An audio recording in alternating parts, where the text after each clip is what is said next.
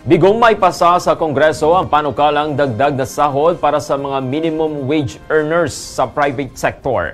Hindi umabot sa VICAM ang magkaibang bersyon ng Senado at Kamara at tumanggi rin ng House of Representatives na i-adopt ang 100 pesos na daily wage hike na una nang inaprobahan ng Senado. Ayon kay Senador Mig Zubiri, ginawa ng Senado ang lahat para ipaglaban ang karagdagang sahod, pero iginiit umano ng Kamara ang 200 pesos na dagdag na sahod na ayon sa kanya hindi kakayanin ng maliliit na negosyo.